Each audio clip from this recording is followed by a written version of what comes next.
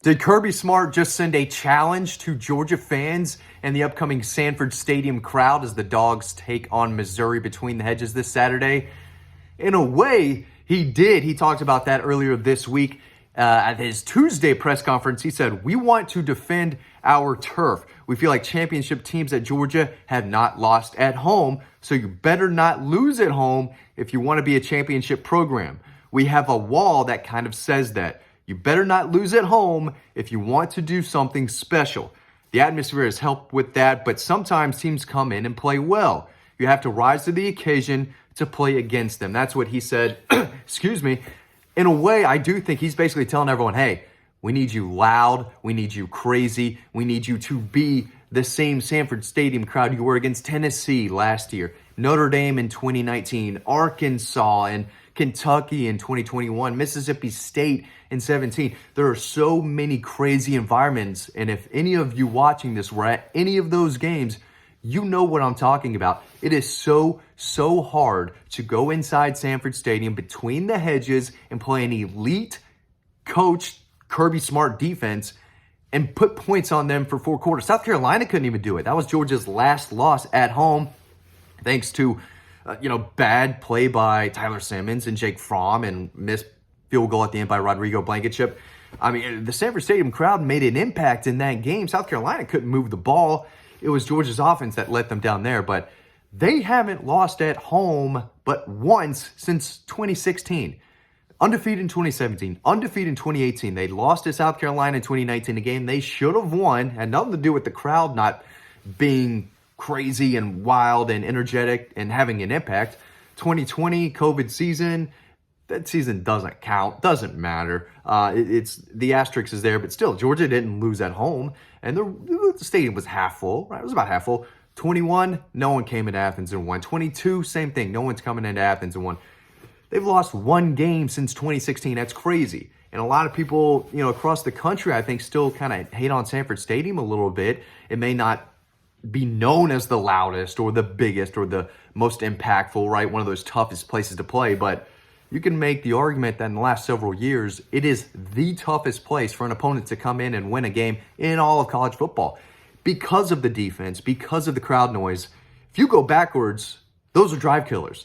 And ask Tennessee, who had 6-7 false starts. Ask Notre Dame, who was going backwards all game in 2019. Arkansas went backwards over and over and over again.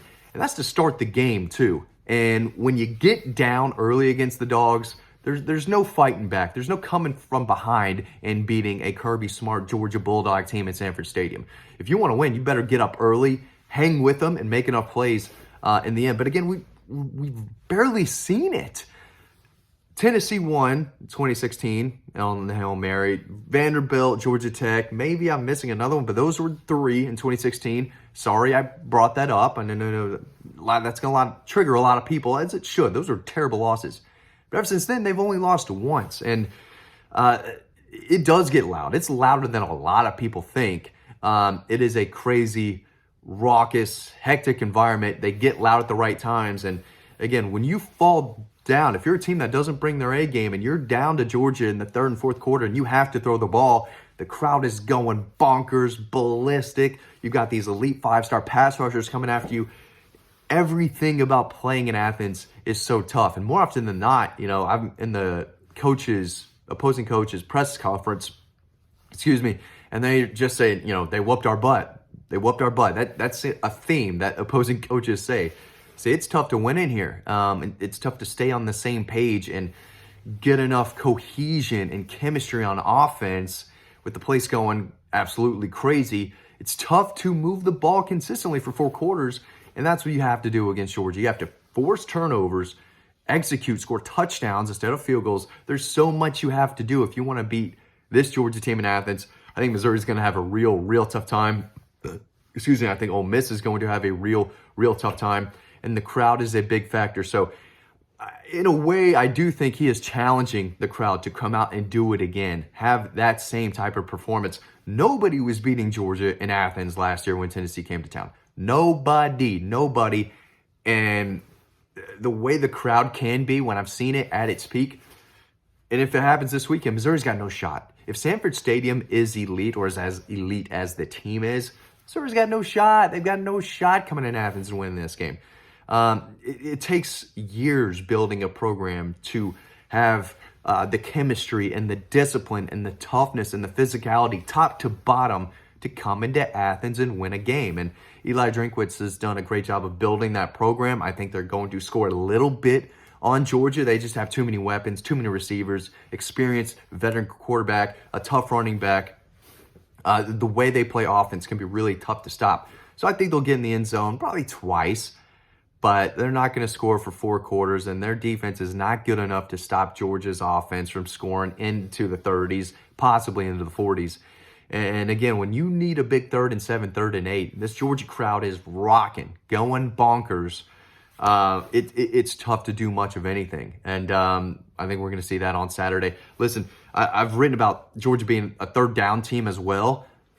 And I've said that in another video. Georgia's first in the country in 3rd down defense. They're number 3 in 3rd down offense. I might make a video about that tomorrow because they're very good in a lot of different areas that maybe don't show up, to the casual Georgia fan or the guy who's not doing a deep dive into the stats. And that's okay because fans are out there, they're enjoying the win, they're celebrating afterwards. It's excuse me. It's our job to dig into the details for you. And I'm telling you, nobody's better than the Dogs on 3rd down. They're not committing any penalties. It's a very well-coached, physical, disciplined, connected team. That's what Kirby preaches in this program, and that is the result. Everything he's pushing on these players, he's getting it back from the guys. Everyone's buying in to being, this one soul, one heartbeat, connected team. And I think that goes back to last year, the Skull Sessions, and just being one, being a full, complete team with no divisions in the locker room. That starts first. And I think this team takes a lot of pride in playing at home in front of the fans. They know how loud it gets. I mean, when the 4th quarter comes around in Athens and it's dark and they're doing the lights, you can look down and watch some of the players. They're into it as much as anyone. They're getting pumped. They're getting amped up. They're ready for that 4th quarter. And usually the opponent's looking around like, this is crazy. I mean, now we got to go out and play. This crowd's amped up. These players over there are just jumping up and down. It really is a scene, and I think Sanford Stadium deserves more credit than it gets across the country. And the numbers are there, right? The numbers are there. The decibels are through the roof. I don't know the exact numbers for that, but if you look and you see a team that's only lost 1 time in 6 years at home, I'd say that's probably the toughest team to beat on the road. Missouri's got that chance to upset and really shock the world. If they go into Athens and shock the world, I will have no problem saying I was dead wrong about this game. I don't think I am, but I guess crazier things have happened. They're number 12 for a reason. They're a good quality team. And at the end of the day, I think the Sanford Stadium crowd is going to have a real impact. They're going to cause some damage. They're going to cause some penalties. And if you go backwards, you're not beating the Dogs. If you're going backwards consistently, penalty, shooting yourselves in the foot, going backwards instead of forwards, getting sacked, holding, false starts, those add up quickly in a place like this. And again, if you're 3rd and medium, 3rd and long against Georgia's defense, you're not going to do much of anything. And again, they're best in the country at stopping teams on 3rd down. So the last thing Missouri needs to do is get a false start or a penalty or a procedure, anything on offense, delay a game, right? Those are going to be drive killers, and those are going to lose them the game early too. If those happen in the 1st and 2nd quarter, when the Georgia Stadium, the fans are at their loudest, right? With all that energy bottled up, they're going to go for it 1st and 2nd quarter, especially on 3rd down. It's very, very tough for anyone. I mean, Caleb Williams, USC could come in here, and again, Sanford Stadium, they're going to have to deal with that noise, and it's going to be trouble for them. It's going to be trouble for Michigan, Alabama, LSU, whoever.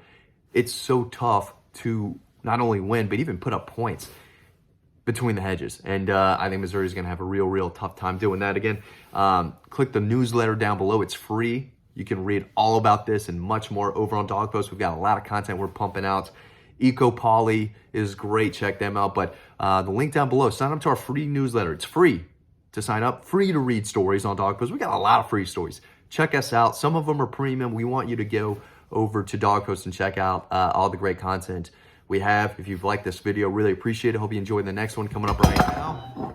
So I knock a cup over, and I'll see you over on Dog Post.